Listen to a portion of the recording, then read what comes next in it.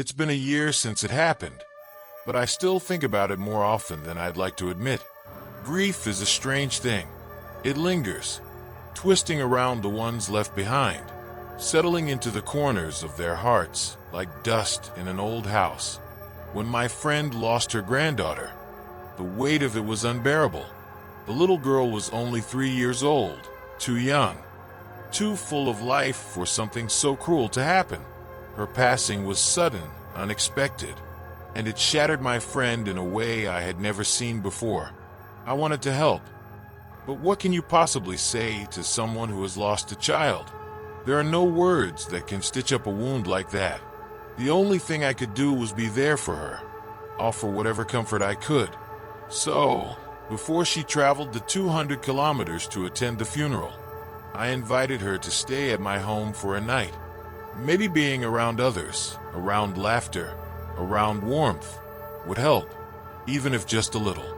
She arrived late in the afternoon, quiet and drained. My own daughter, Marisa, was only 2 years old at the time, and she didn't fully understand what was happening, but she seemed to sense something was wrong. Normally energetic and playful, she was more subdued, as if she instinctively knew that today was not a day for running around and giggling. Still, as children do, she tried to bring some light into the heavy atmosphere. She took my friend's hand, showing her her favorite toys, babbling about things only a toddler could find exciting. For the first time that day, my friend smiled. It was small, barely there, but it was something. That night, we all went to bed early. The house was silent except for the soft hum of the wind outside. I remember lying in bed, staring at the ceiling, thinking about how grief changes people, about how unfair it was for someone so small, so innocent, to be taken away before she had a chance to truly live. I didn't know then that the night was only the beginning, that something unseen had followed us into our home, something that wasn't ready to say goodbye. I woke up to the sound of tiny footsteps pattering across the wooden floor. At first, I thought it was just Marisa. She had a habit of waking up early sometimes, wandering out of her room to find me. But when I turned to check the clock on my nightstand, my stomach tightened. 5 a.m. Too early. Marisa never woke up before 8. A few seconds later, she appeared in my doorway, rubbing her eyes with her tiny fists. Her curly brown hair was a mess of tangled waves, and her small feet were bare against the cold floor. "Mommy, she's in my room." The drowsiness that had clung to me instantly evaporated. I sat up slowly, blinking against the dim morning light filtering through the curtains. "Who, sweetheart?" I asked, my voice thick with sleep. "The girl," she said simply. A chill ran through me. I tried to keep my expression neutral, not wanting to scare her. Children have wild imaginations, I told myself. It was probably just a dream. "What girl, Marisa?" I asked, patting the spot beside me on the bed. She hesitated for a moment before climbing up and sitting beside me, her little legs swinging over the edge of the mattress. "The girl from last night," she said, as if it was the most obvious thing in the world. "She was playing with me, but now she's sad. She said she wants a toy." I forced a smile, pushing back the unease creeping into my chest. "Maybe she just wants to share, sweetheart. It's good to share your toys." Marisa shook her head firmly. "No, Mommy. She wants that toy." She pointed towards the far side of the room where her toy shelf stood. My eyes followed her finger until they landed on one specific doll, a small porcelain doll with delicate features, dressed in a white and blue dress.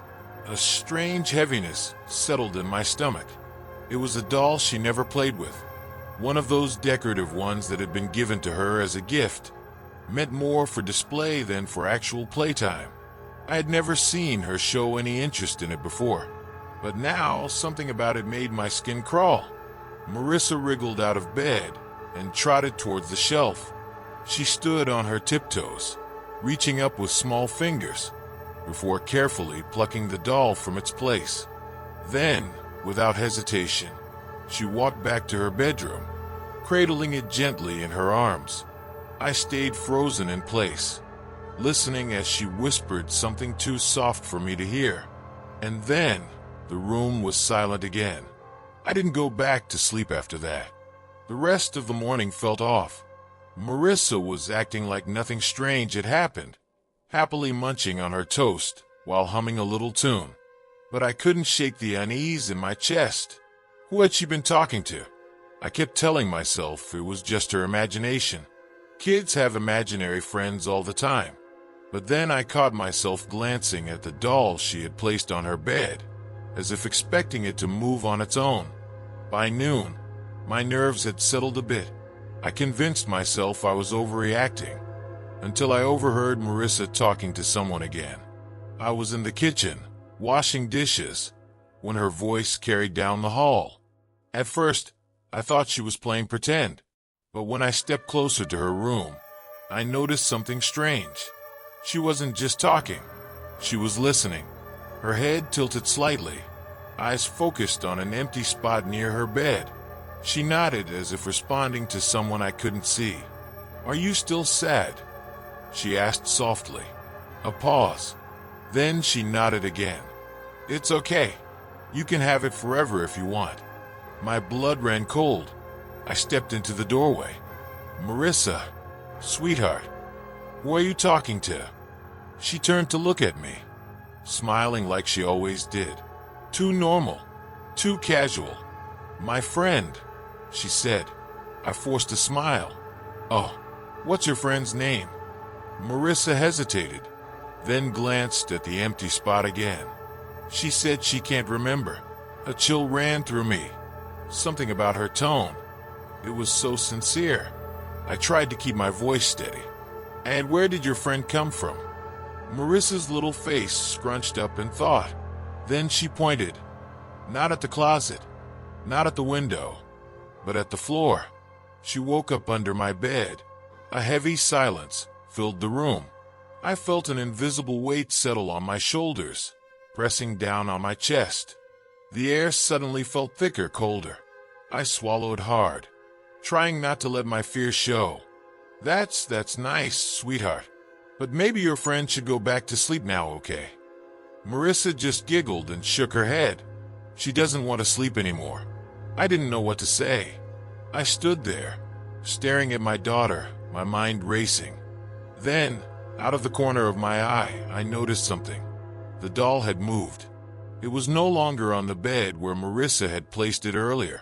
It was on the floor now, sitting perfectly upright, facing the doorway, facing me. I felt my pulse in my throat, my breath coming out shaky. I couldn't remember hearing it fall. I couldn't remember Marisa moving it. And then she said something that made my skin crawl. She says, "You don't have to be scared, Mommy."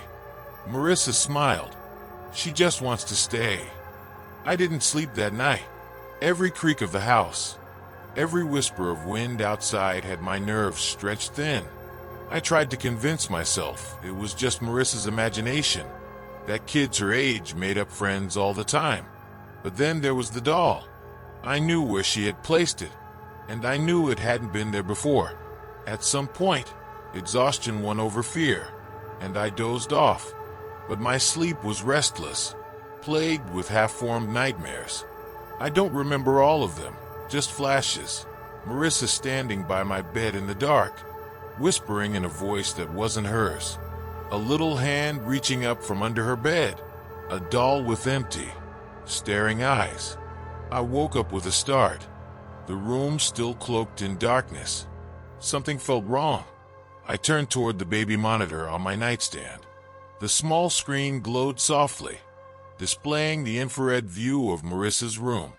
She was there, curled up under her blanket, sleeping peacefully. But she wasn't alone.